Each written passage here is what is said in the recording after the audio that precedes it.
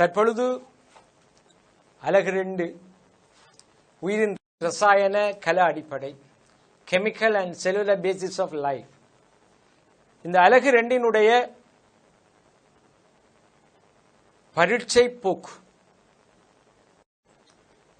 இந்த பாடத்திட்டத்தில் ஆகக்கூடிய புள்ளிகள் பெறுகின்ற பாடப்பரப்பு 2. ஒன்று அலகு 2, மற்றது அலகு 5.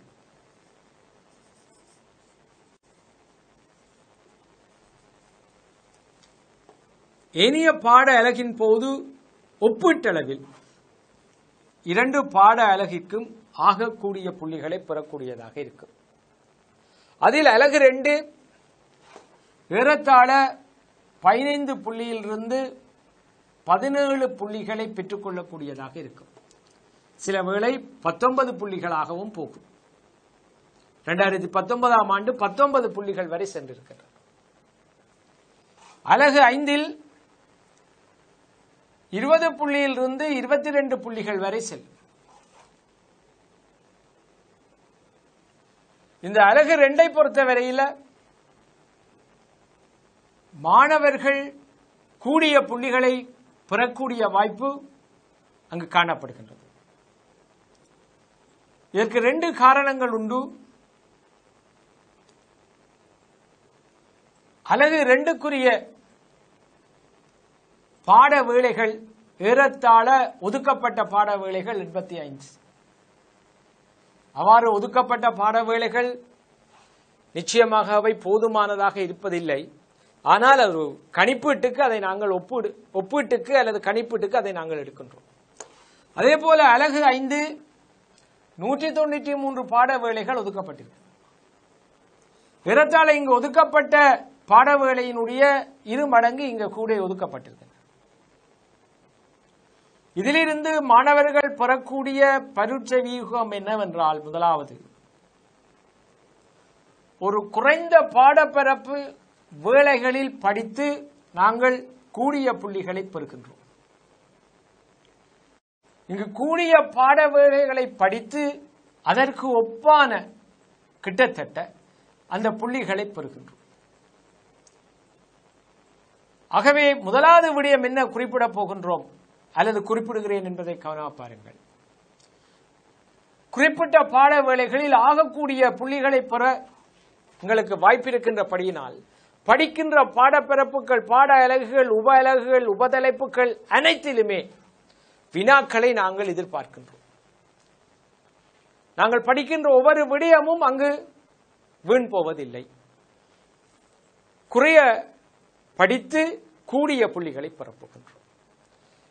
இங்கே கூடிய பாடப்பரப்பை படித்து ஒப்பீட்டளவில் குறைந்த புள்ளிகளை பெறுகின்றோம். ஆகவே இந்த அலகு 2 முக்கியத்துவத்தில் புள்ளிகளை பெற இலகுவான ஒரு வாய்ப்பு இங்கே கிடைக்கின்றது. 2வது விடயம், பாடசாலை கல்வியின் போது ஒரு மாணவன் 6 தவணை பரீட்சைக்கு இந்த அலகு 2 பரீட்சை வினாக்களுக்கு விடையளித்து பயிற்றப்பட்டிருப்பார். தரம் 12 3 தவணை பரீட்சை, தரம் 13 3 தவணை பரீட்சை, பிறகு நிறைவு பரீட்சை. இறுதி பரீட்சைக்கு போக முன்னர் பல முன்னோடி பரீட்சைகள், பைலட் எக்ஸாமினேஷன் அல்லது பிராக்டிஸ் எக்ஸாம்ஸ் நிறைய இருக்கும். ஆகவே அந்த மாணவர்கள் தவண பரீட்சையிலே 6 தவண பரீட்சையில் அதிக அளவு கேள்வியை அவர்கள் செய்யக்கூடியதாக இருக்கின்றது.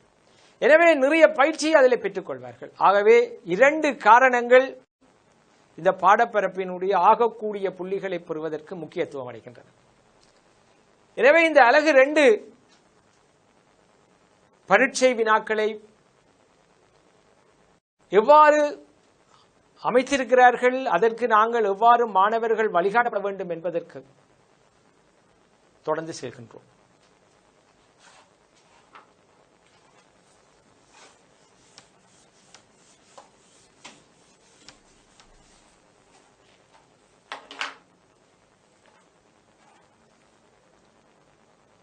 அலகு 2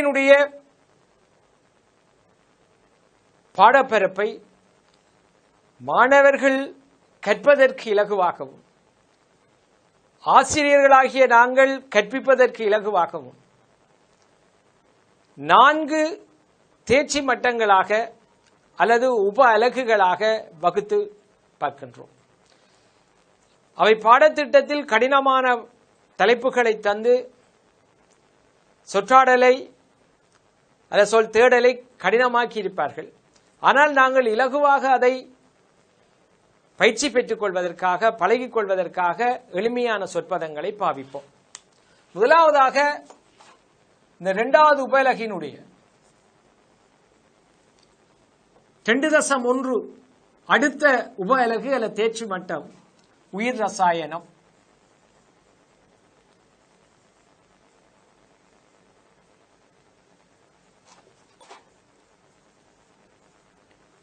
பயோகெமிஸ்ட்ரி. இந்த சொற்றொடர் அல்ல இந்த சொற்பதம் பாடத்திட்டத்தில் எங்கேயுமே உயிர் ரசாயனம் என்று சொல்ல மாட்டார்கள்.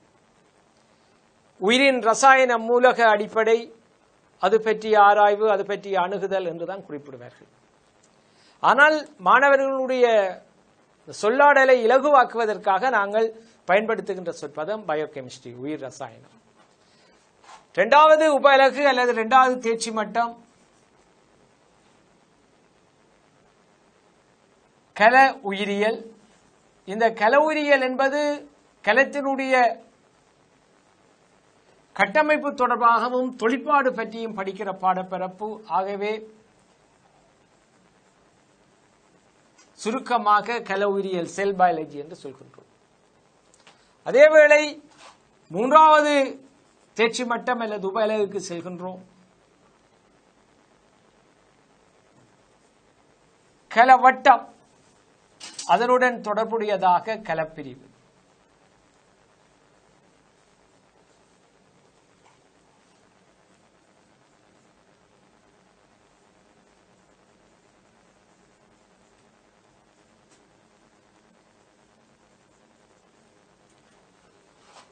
இந்த கலவட்டம் கலப்பிரிவு என்ற அந்த பாடப்பரப்பு, அதனைத் தொடர்ந்து 2.4 அதாவது 2.4 என்று சொல்லப்படுகின்ற தேர்ச்சி மட்டத்துக்கு போகின்றோம்.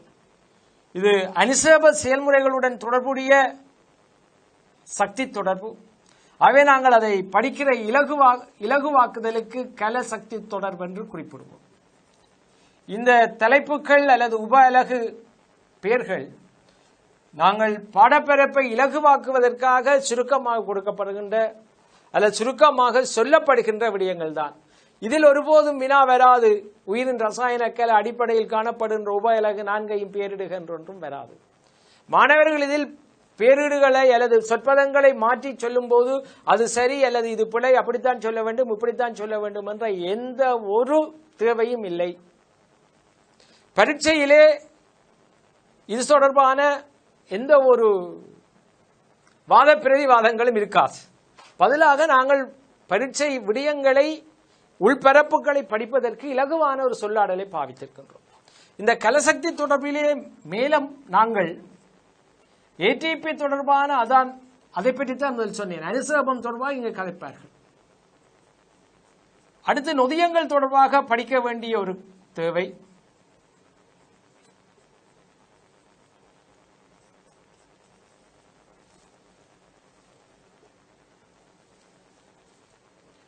அடுத்து ஒளித்தொகுப்பு,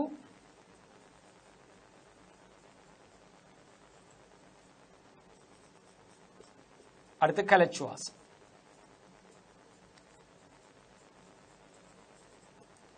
அலகு 2னுடைய பாட பரப்பு உள்ளடக்கங்கள், அதாவது பரீட்சைக்குரிய கட்டமைப்பை நாங்கள் பார்க்க போகின்றோம். 15 தொடக்கம் 17 புள்ளிகள் சற்று கூடுதலாகவும் வரலாம். அந்த புள்ளிகளை பெற்றுத் தருகின்ற இந்த முறைமை பொதுவாக உயிர் ரசாயனம், பயோகெமிஸ்ட்ரி, மூலகங்கள் சம்பந்தமான தொடர்பாக கேட்கப்படுகின்ற வினா. அது முதலாவது வினா அல்லது 2வது வினாவாக ஒரு நிறைவு பரீட்சையிலே கேட்பார்கள். சில சந்தர்ப்பங்களில் இந்த உயிர் ரசாயனத்தில் இருக்கின்ற உயிரியல் மூலக்கூறுகள் தொடர்பாக கட்டுரை வினாக்களில் கூட கேட்பார்கள். ஆகவே அங்கு உயிர் ரசாயனத்தில் பிரதி வருடம் 17 புள்ளிகளில் ஒவ்வொரு வருடமும் 5 புள்ளிகள் இந்த உயிர் ரசாயனத்துக்கு எப்பொழுதுமே இருக்கும். இந்த கலவுயிரியல் கலவட்டம் பிரதி வருடங்களும் பெரிய அளவு புள்ளிகளை தராவிட்டாலும் சராசரி 2 புள்ளிகளை பெற்றுக்கொள்ளக்கூடியதாக வந்திருக்கும். ஆனால் இந்த கலசக்தி தொடர்பு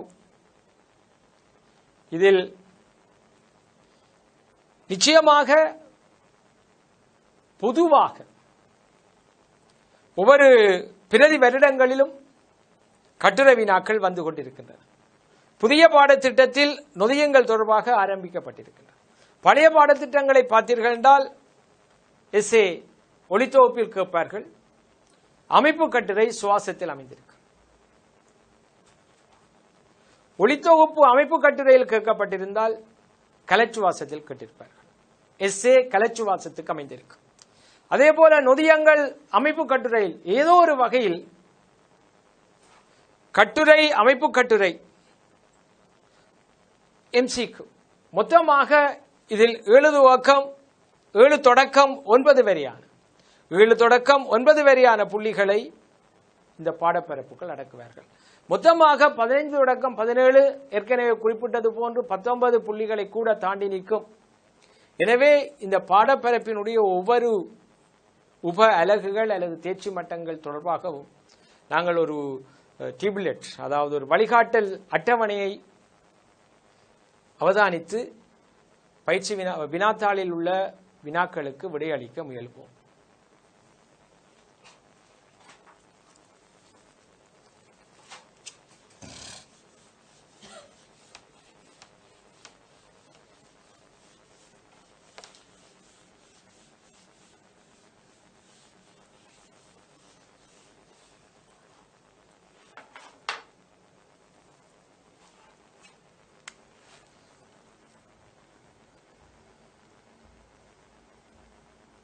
உயிர் ரசாயனத்தில் ஏற்கனவே நான் குறிப்பிட்டது போன்று மூலகங்கள் தொடர்பாக அவை பற்றிய தொடர்பு வினாக்கள். உதாரணமாக நாங்கள் இப்பொழுது பார்ப்போம். தியரி கிளாஸ்ல பாடக்குறிப்புகள் தரும்போது இயற்கையில் பூமியினுடைய பெருக்கு அல்லது மேற்பரப்பு பகுதியில் 92 மூலகங்கள் ஏறத்தாழ காணப்படுகின்றன. அவற்றில் 20 தொடக்கம் 25 மூலகங்கள் உயிர் பொருட்களில் காணப்படுகின்றன. அவை உயிர் ரசாயன மூலகங்கள். அந்த உயிர் ரசாயன மூலகங்கள் அத்தியாவசிய மூலகங்கள். உயிரினங்களுடைய திருப்பி சொல்கிறேன், உயிரினங்களினுடைய வாழ்க்கை வட்டத்தை நிறைவு செய்வதற்காக, அவற்றினுடைய நிலவுகையை பேணுவதற்காக, இனப்பெருக்கத்திற்காக, தப்பிப்பிழைப்பதற்காக, வாழ்க்கை வட்டத்தை நிறைவு செய்வதற்காக தேவையான மூலகங்கள் என பல்வேறு குறித்திருப்பார். ஆகவே அந்த 20 தொடக்கம் 25 மூலகங்கள் உயிர் ரசாயன மூலகங்கள். அந்த உயிர் ரசாயன மூலகங்கள் அத்தியாவசிய மூலகங்கள்.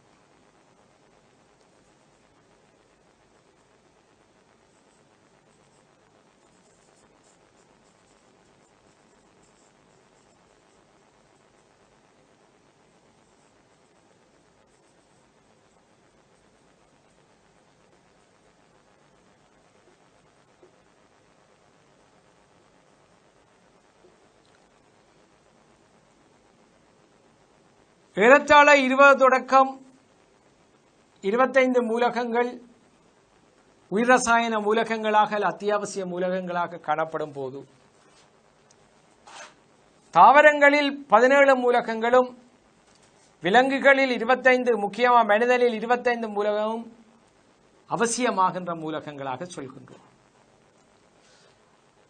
பயன்பாட்டின் அடிப்படையில், அவை தேவைப்படுகின்ற அடிப்படையில், அகத்துறிஞ்சல் அடிப்படையில் இந்த உயிர் ரசாயன மூலகங்கள் அல்லது இந்த அத்தியாவசிய மூலகங்கள் மா போசனைக்குரியவை.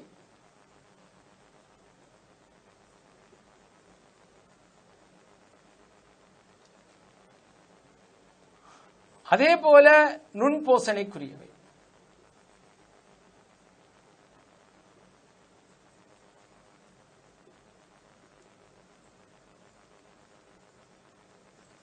மாபோசனை அல்லது பெரும்போசனை, மைக்ரோநியூட்ரியன்ஸ். இது மைக்ரோ. அதே இந்த அவதானமாக நான் திருப்பி சொல்கின்றேன், மாபோசனைக்குரியவை என்பது அதிக அளவு தேவைப்படுவதை குறிக்கும். நுண்போசனை என்பது அந்த உயிரிக்கு குறைந்த அளவில் தேவைப்படுவதை குறிக்கும். உலர் திணிவில் அதை காணப்படுகின்ற அளவை வைத்துக் கொண்டு மாமூலகங்கள் என்று குறிப்பிடுகிறோம். இவை உலர் திணிவில் 0.01% உயர்வாக காணப்படுகின்ற மூலகங்களை குறிக்கும். அடுத்தது ரேஸ் எலிமெண்ட்ஸ், அதாவது சுவட்டு மூலகங்கள். இவை 0.01% குறைவான வீதத்தில் காணப்படுவவற்றை குறிக்கும்.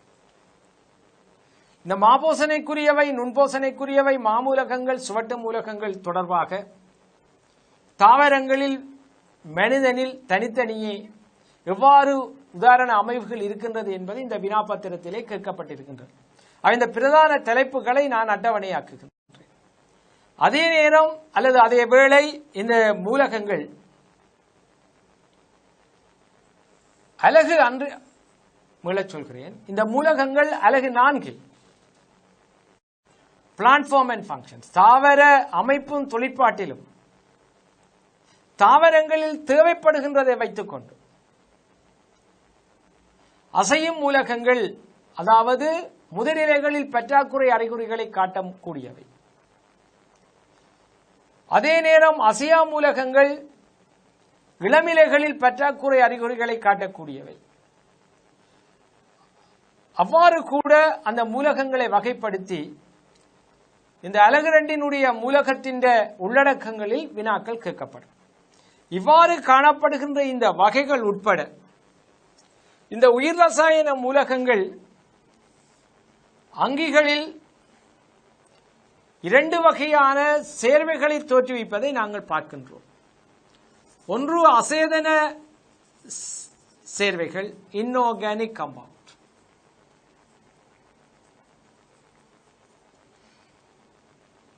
அசேதன சேர்வைகள் பிரதானமாக நாங்கள் இங்கு நீர், அது தவிர தியரி வகுப்பில் நீங்கள் உப்புக்கள், அயன்கள், வாயுக்கள் என்பதை பற்றி எல்லாம் கேள்விப்பட்டிருப்பீர்கள்.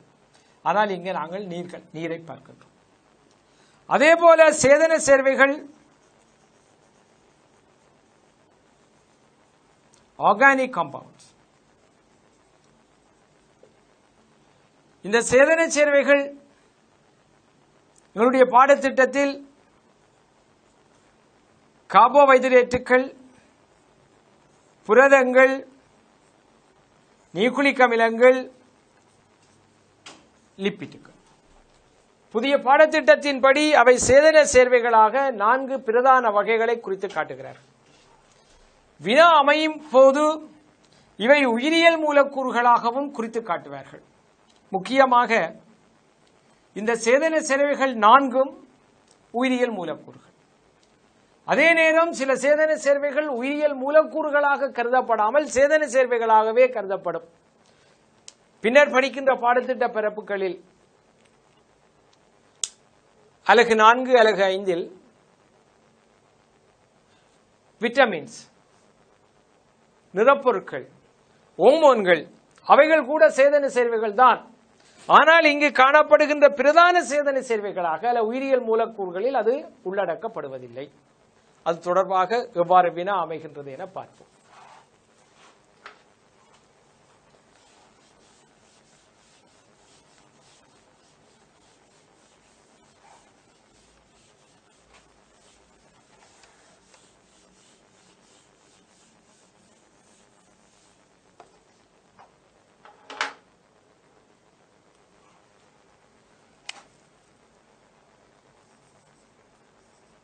சேதன சேர்வைகள் முக்கியமாக CHO மூலகங்களை கொண்டிருக்க வேண்டும். கட்டாயம் CHO மூலகங்களை கொண்டிருக்கும். அதே நேரம் வேறு மூலகங்களையும் அது கொண்டிருக்கலாம். இந்த CHO-வோட நைட்ரஜனை கொண்டிருக்கலாம், சல்பரை கொண்டிருக்கலாம், பாஸ்பரஸை கொண்டிருக்கலாம். ஆனால் எப்பொழுதும் CHO-வை கொண்டிருக்க வேண்டும். CHO-வை மாத்திரம் கொண்டிருப்பதில்லை. அதே நேரம் இந்த கார்பன் அணுக்களுக்கிடையே ஒரு பிணைப்பு இருக்க வேண்டும். கார்பன் கார்பன் பிணைப்புகள் சேதனச் சேர்வைகள் கொண்டிருக்கும். அதனால்தான் நாங்கள் பாடப்பரப்பில் படிக்கும் போது ஒரு நீர் சேதன சேர்வை இல்லை, அது அசேதன சேர்வை. காரணம் கார்பன் இல்லை. CO2 ஒரு சேதன சேர்வை அல்ல, காரணம் ஹைட்ரஜன் இல்லை. அடுத்தது கார்பன் கார்பன் பிணைப்பு இல்லை. உங்களுக்கு தெரியும், ஒரு கெக்சோஸ், ஒரு குளுக்கோஸ் மூலக்கூறு ஒரு சேதன சேர்வை CHO மூலகம் இருக்கின்றது. அதை விட கார்பன் பிணைப்புகள் இருக்கின்றன. 6 கார்பன் ஒன்றோடு ஒன்று பிணைக்கப்பட்டிருக்கு. அதே நேரம் ஒரு யூரியாவை நாங்கள் எடுக்கின்றோம், யூரியா CONH2 twice. இந்த CHO மூலகங்கள் இருக்கின்றன. ஆனால் உயிரியல் ரீதியில் அதை நாங்கள் சேதன சேர்வையாக கருத மாட்டோம், அசேதன சேர்வை. காரணம் கார்பன் கார்பன் பிணைப்பு அங்கு காணப்படவில்லை. ரசாயனவியலில் அதை நீங்கள் சேதன சேர்வைகளாக கருதக்கூடிய வாய்ப்புகள் காணப்படலாம். ஆனால் உயிரியலில் யூரியாவை ஒரு சேதன சேர்வையாக கருத முடியாது, கார்பன் கார்பன் பிணைப்புகள் காணப்படுறது. அவை இந்த சேதன சேர்வைகள் கொண்டிருக்க வேண்டிய சில பண்புகள். அவற்றில் பிரதானமாக நாங்கள் எங்களுடைய பாடத்திட்டத்தின்படி கார்போஹைட்ரேட்,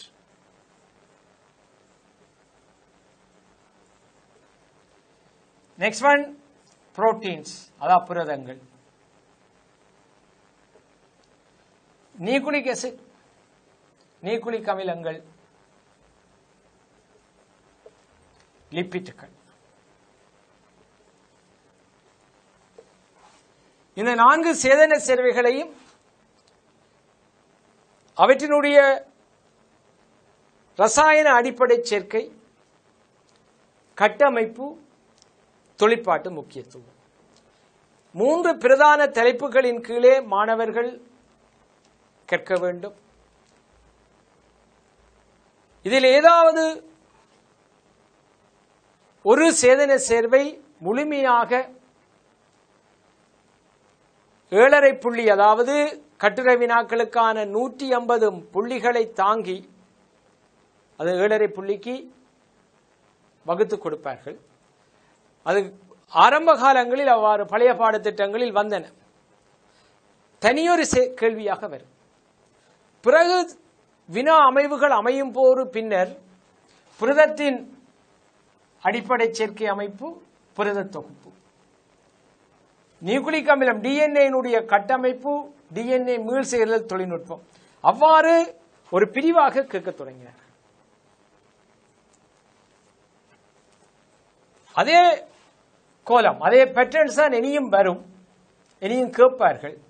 ஆனால் அலகு 7 படிக்கும் போது ஏற்கனவே பழைய பாடத்திட்டத்தில் இருந்த புரத தொகுப்பு இப்பொழுது பாடத்திட்டத்தில் இருக்கின்ற புரத தொகுப்பும் வேறுபட்டது. 2016ஆம் ஆண்டு இந்த கேள்வியை கேட்டார்கள்.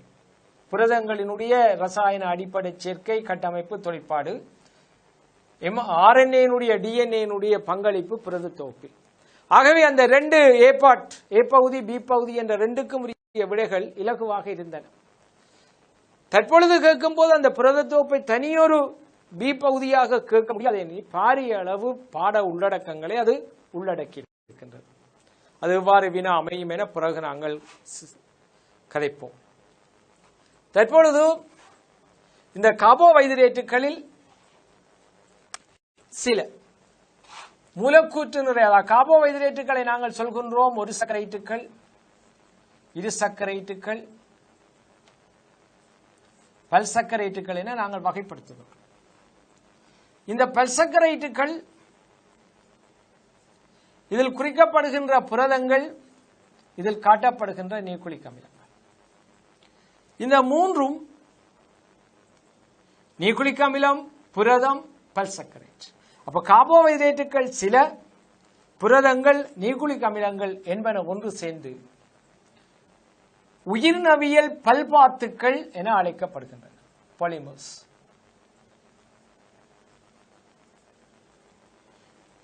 இவற்றுள் மூலக்கூறு நிறை கூடியவை, அதாவது பல்பாத்துக்கள் பெருமூலக்கூறுகள், மைக்ரோமாலிக்யூல்ஸ் என்றும் சொல்லப்படுகின்றன. அப்ப பல்பாத்துக்கள் அல்லது பெருமூலக்கூறுகள். பல்பாத்துக்கும் பெருமூலக்கூறுகளுக்கும் வரவிலக்கணத்தின் அடிப்படையில், உதாரணங்களின் அடிப்படையில் சிறிய வேறுபாடுகள் காணப்பட்டாலும் கூட எங்களுடைய பாடத்திட்டத்தில் பல்பாத்துக்களையும் பெருமூலக்கூறுகளையும் ஒரே சேர்வைகளாக கருதுகிறார்கள். மாணவர்கள் கவனிக்க வேண்டும், வேறுபாடுகள் சற்று இருக்கின்றது. பாலிமர்ஸ், மைக்ரோமாலிக்யூல், அதாவது பல்பாத்துக்கள் பெருமூலக்கூறுகளாக கருதப்படுவது 3: பல்சக்கரைட்டுகள், புரதங்கள், நியூக்ளிக் அமிலம். அதுக்கும் உயிர் ரசாயன சேர்வைகளினால, அதாவது உயிர்நவியல் பல்பாத்துக்களாகத்தான் இது கருதப்படும். 2006, 2009, 2011 அப்படி நீங்கள் பார்த்து கொண்டு வரும்போது பின்வரும் உயிரியல் மூலக்கூறுகளில் எது உயிர்நவியல் பல்பாத்து, அந்த உயிர்நவியல் பயாலஜிக்கல் பாலிமர், பயாலஜிக்கல் மாலிக்யூல் என்ற அந்த சொல்லுகள் பாவித்துக் கொண்டே வருவார்கள். தற்பொழுது அவை நேரடியாக எங்களுடைய ரிசோர்ஸ் வளநூலிலேயோ அல்லது ஆசிரியர் வழிகாட்டிலேயோ அதை பிரசன்னப்படுத்தாவிட்டாலும் கூட அந்த பாடத்திட்டங்கள் தொடர்பாக மாணவர்கள் சில விடயங்களை விளங்கிக் கொள்ள வேண்டும். பல்தேர்வு வினாக்களில் ஆகக்கூடிய அளவு புள்ளிகளை பெறுவதற்கு உங்களை தயார்படுத்திக் கொள்ள வேண்டும். ஒரு பல்தேர்வு வினாவில் எடுக்கின்ற புள்ளி ஒரு கட்டுரை வினாவிலும் அமைப்பு கட்டுரை வினாக்களிலும் சில நிமிடங்கள்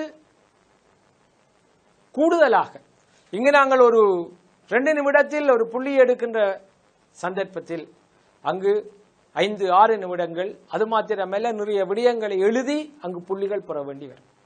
அவை பல்தேர்வு வினாக்களில் ஆகக்கூடிய புள்ளிகளை பெற முயற்சிக்கின்றது எல்லா பாடங்களிலும். முக்கியமாக உயிரியலில் பல்தேர்வு வினாக்களில் ஓரளவு 40 தொடக்க 45 விடைகளை பெறக்கூடிய அளவுக்கு பயிற்சி பெற்றால் அதற்கு 3 அடிப்படை விடயங்கள் இங்கே குறிப்பிடுகின்றேன். 1, மீள மீள கற்றல். அங்கு மனனம் செய்வது என்பது, அதாவது பொதுவாக மாணவர்கள் சொல்வார்கள், சப்புறது என்ற சொல்ல இலகுவாக ஒரு நகைச்சுவையாக சொல்லிடுவார்கள்.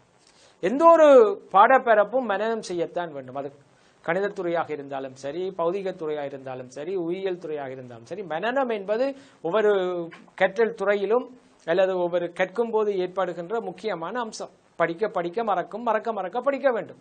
இதுதான் கற்றலினுடைய அடிப்படை அம்சம்.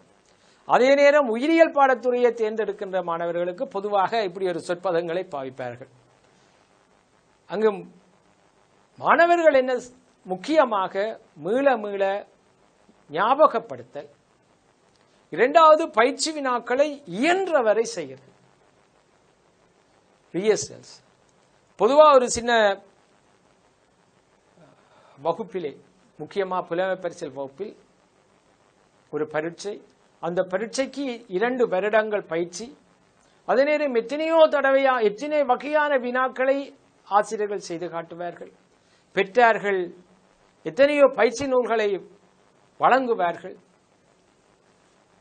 அந்த போட்டி பரீட்சையிலே என்னுடைய பிள்ளை ஆகக்கூடிய அளவு புள்ளி பெற வேண்டும் என்பதற்காக பெற்றார்கள்.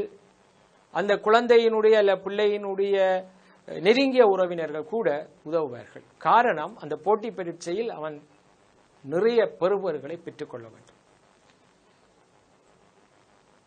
8 வருடங்கள் தாண்டி அவன் காப்போத்தா உயர்தர பரீட்சைக்கு அதே மாணவன் அல்லது மாணவி, அந்த பிள்ளை பரீட்சைக்கு தோற்றுகின்றது. அந்த புலமை பரீட்சையும் ஒரு போட்டி பரீட்சை. காப்போத்தா உயர்தரம் போட்டி பரீட்சையுடன் அவனுக்கு வாழ்வு பரீட்சை. நான் என்னவாக வரப்போகின்றேன், என்னவாக இருக்கப் போகின்றேன் என்பதை தீர்மானிப்பதற்கு, பல்கலைக்கழகம் செல்வதற்கு அல்லது அவனுடைய எதிர்காலத்தை தீர்மானிக்கின்ற ஒரு பெரிய தடைக்கான் பரீட்சை அது. அவை ஆண்டு 5இல் நாங்கள் புலமைப்பரிசில் வகுப்பு பயிற்சிக்கு மீளச் சொல்கிறேன், ஆண்டு 5 புலமைப்பரிசில் பரீட்சைக்கு நாங்கள் கொடுக்கின்ற பயிற்சி அந்த பிள்ளையை ஆகக்கூடிய அளவு புள்ளிகளுக்கு இட்டுச் செல்கின்றது போன்று காப்போத்தா உயர்தர வகுப்புகளிலும் மாணவன் அல்லது பிள்ளை மாணவி மிக கூடிய அளவு பயிற்சி பெற வேண்டும். இப்பொழுது நிலவுகின்ற இந்த சூழல் மாணவர்கள், நான் கடந்த வாரம் நடந்த நேர்காணலிலும் குறிப்பிட்டிருந்தேன், ஏற்கனவே படித்திருக்கின்ற விடயங்கள், பொதுவாக உயிரியல் பாடப்பரப்பு நாங்கள் அதை கவனித்தால் அலகு 8 வரை மாணவர்கள் நிறைவு செய்திருப்பீர்கள். அலகு 1, 2, 3, 4 இங்கே நாங்கள் பாடப்பரப்பு எவ்வாறு பரீட்சை வினாக்கள் அமையும் என்பதனை ஃபாஸ்ட் ட்ராக்கில் சொல்கிறோம் அல்லது கதைக்கிறோம், பரீட்சை வியூகத்தை அமைக்கின்றோம். அவை உங்களை சொல்கிறேன், பாடப்பரப்பு முடியாத சில விடயங்கள் இருக்கலாம், அதை ஏதோ ஒரு வகையில் நாங்கள் படித்துக் கொள்வோம். அதே நேரத்தில் இந்த படித்த பரப்புகளை மீள கேட்கிறது, அதில் இருக்கின்ற நுட்பங்களை தெரிந்து கொள்ளுதல் கடினமாக இருக்கும். ஆனால் இது உங்களுக்கு சுலபமானதாக மாறும். எங்களுடைய உயிரியல் பாடப்பரப்பில் பிள்ளைகளுக்கு சில நேரங்களில் படிப்பதற்கு நேரம் கூட, மீள படிப்பதற்கு நேரம் கூட காணாமல் இருக்கும். ஆனால் இப்பொழுது இருக்கின்ற இந்த விடுமுறை காலங்கள் வீட்டுக்குள்ளேயே அடங்கி போவதனால் நீங்கள் வீட்டில் இருந்து அவ்வாறு படிக்கக்கூடியதுக்கான வாய்ப்பு தொடர்ந்து வருகின்ற பாடவேளைகளில் பல்வேறு ஆசிரியர்கள், பல்வேறு துறை சார்ந்தவர்கள், நிபுணத்துவம் பெற்றவர்கள் என பல பேர் இங்கு வழிகாட்டல் நிகழ்வுகளை நடத்த இருக்கிறார்கள். அவர்களும் குறிப்பிடுவார்கள். அந்த வகையிலே நான் இன்று ஆரம்பித்திருக்கின்றேன். ஆகவே பிள்ளைகள் சுருக்கமாக அட்டவணைப்படுத்தி அதனை இலகுவாக மீட்டல் செய்து பயிற்சி வினாக்களுக்கு நாங்கள் விடையளிக்கின்ற முறைகளை பின்பற்ற வேண்டும். எவ்வாறாயினும் நாங்கள் பரீட்சையிலே ஆகக்கூடிய அளவு புள்ளிகளை, அது எங்களுடைய பாடசாலை ஆசிரியர்களாக இருக்கலாம் அல்லது தனியார் கல்வி நிறுவனங்களினுடைய ஆசிரியர்களுடைய கற்பித்தலாக இருக்கலாம் அல்லது துறை சார்ந்த ஆசிரியர்களுடைய அல்லது விரிவுரையாளர்களுடைய அல்லது பேராசிரியர்களுடைய வழிகாட்டல் கருத்தரங்களாக இருக்கலாம். எதுவாக இருந்தாலும் மாணவர்கள் பெற வேண்டியது மூலம், சோர்ஸ், அவர்களிடமிருந்து பரீட்சைக்கான வழிகாட்டலை தான். ஆகவே அந்த வகையிலே இந்த இடத்திலே ஒரு உயிரியல் மூலக்கூறு அல்லது சேதன சேர்வைகள், பல்சக்கரைட்டுகள், புரதங்கள், நியூக்ளிக் அமிலங்கள் மூன்றுமே உயிர்நவியல் பல்பாத்துக்கள், உயிர்நவியல் பெருமூலக்கூறுகள். ஒரு பாத்துக்கள் என்று சொல்லப்படுகின்ற எளிய மூலக்கூறுகள் அவை சேதன மூலக்கூறுகள் தான். அந்த ஒரு பாத்துக்கள் மீள மீள மீள சேர்ந்து ஒடுங்கலுக்குட்பட்டு, நாங்கள் கேள்விப்பட்டிருப்போம், ஒடுங்கல் என்பது நீர்மூலக்கூறுகளினுடைய இழப்பை குறிக்கும், நீர் வெளியேற்றம். மீள மீள இந்த ஒரு பாத்துக்கள் ஒடுங்கலுக்குட்பட்டு உயர் மூலக்கூற்று நிறை கொண்ட சேர்வைகளை உருவாக்கும். அவ்வாறு உருவாக்குகின்ற சேர்வைகள்தான் உயிர்நவியல் பல்பாத்துக்கள் அல்லது பல்பௌதியங்கள். அப்போ எளிய மூலக்கூறுகள் மீள மீள சேர்ந்து உயர் மூலக்கூற்று நிறை கூடிய, உயர் மூலக்கூற்று நிறை கொண்ட 10⁴ இருந்து 10⁹ வரை கூட போகும். அவ்வாறான சேர்வைகள் பல்பௌதியங்கள். அதே பல்பௌதியங்கள் நீர் பகுப்பு செய்யப்பட்டால் மீள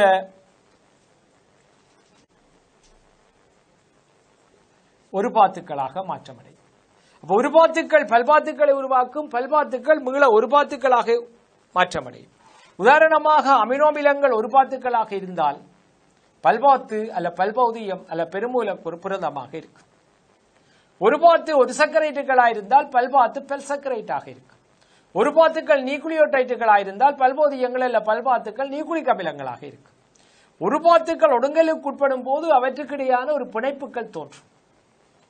ஒரு பாத்துக்கள் ஒரு சக்கரைட்டுகளாக இருந்து பல்சக்கரைட்டுகள் பல்பாத்துக்களாக வரும்போது அங்கு உருவாவது கிளைகோசைடிக் பாண்ட், கிளைகோசைட் பிணைப்புகள். அமினோ அமிலங்கள் புரதங்களாக மாறும் போது அங்கு வருவது பெப்டைட் பிணைப்புகள். நியூக்ளியோடைட்டுகள் நியூக்ளிக் அமிலங்களாக மாறும் போது இது பாஸ்போஎஸ்டர் பிணைப்புகள் வரும். இவ்வாறு இந்த பிணைப்புகள் உருவாகி அதே பிணைப்புகள் உடைக்கப்பட்டு மீண்டும் ஒரு பாத்துக்களாக வரும். ஒரு பாத்துக்கள் பல்பாத்துக்களாகவும் பல்பாத்துக்கள் ஒரு பாத்துக்களாகவும் மாற்றமடைகிறது. ஆகவே அலகு 2 ஆரம்ப விடயம் இந்த சேதன சேர்வைகள் உயிரி ரசாயன மூலகங்களால் உருவாக்கப்படுகின்றது என்று பார்த்தோம். நாங்கள் வினாப்பத்திரத்தில் முக்கியமாக இந்த உயிர் ரசாயன மூலகங்கள் இந்த உயிரியல் மூலக்கூறுகளில் எவ்வாறு அமைந்திருக்கின்றன, தாவரங்களில் அந்த மூலகங்கள் எவ்வாறு உள்ளெடுக்கப்படுகின்றன, அகத்துறிஞ்சப்படுகின்றன, அது அலகு 4க்குரியது. அந்த மூலகங்களினால் ஏற்படுகின்ற ஒழுங்கீனங்கள் டிசார்டர்ஸ், எவ்வாறு விட்டமின்களுடைய பற்றாக்குறை அல்ல மூலகங்களுடைய பற்றாக்குறைகள் மனித உடலிலே அறிகுறிகளை காட்டுகிறது, அது சம்பந்தமான ஒரு வினா பத்திரத்தை நாங்கள் தொடர்ந்து வரும் வகுப்பில் பார்க்க இருக்கின்றோம். ஆகவே உயிரின் ரசாயன கல அடிப்படையின் ஆரம்பம் உயிர் ரசாயன மூலகங்கள், அந்த மூலகங்களினால் உருவாக்கப்படுகின்ற சேர்வைகள் தொடர்பாக தொடர்ந்து செல்வோம்.